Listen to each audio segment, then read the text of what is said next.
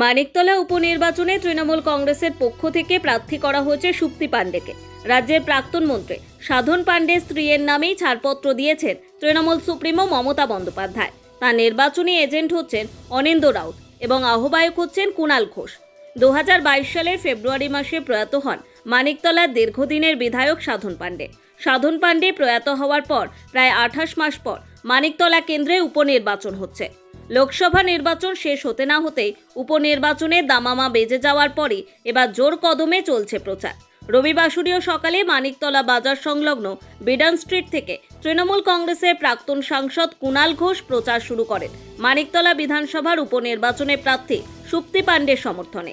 8টি ওয়ার্ড ঘুরে সকাল সকাল মিছিল করলেন তিনি। মানিকতলা বিধানসভা উপনির্বাচনে আজকে 8টি ওয়ার্ড, 8টা ওয়ার্ডেই প্রচার একসঙ্গে, 8টা ওয়ার্ডেই একই সঙ্গে এরকম প্রচার সভা ইত্যাদি চলছেন। কাউন্সিলররা রয়েছেন, সাংগঠনিক এবং শাখা সংগঠন, গণসংগঠনের নাগরিকরা রয়েছেন। প্রচার চলছে। দিল্লিতে বিজেপি ধাক্কা খেয়েছে, রাজ্যে বিজেপি মুছে গেছে, ওরা ঝগড়া ঝাঁটি সব চলছে, মানুষ বিরক্ত। পরিষ্কার যেটার কথা হচ্ছে, এই বাই ইলেকশনটা এটা তো সরকারের নির্ণায়ক নয়। মমতাদি মুখ্যমন্ত্রী থাকবেন, তৃণমূলই ক্ষমতায় থাকবে।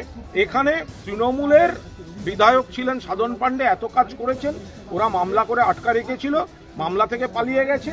ফলে এই কাজ অব্যাহত রাখতে, মমতাদির হাত শক্তিশালী করতে, সরকারে মানিকতলা কেন্দ্রের অংশীদারিত্ব, বিধানসভায় অংশীদারিত্ব অব্যাহত রাখতে তারা মানুষ সুপ্তি পাণ্ডেকে ভোট দেবে। আহ্বায়ক হিসেবে আপনাকে দায়িত্ব দেওয়া হয়েছে, তাই বলে একদম সকাল সকাল রবিবারে এখানে সবাই আহ্বায়ক।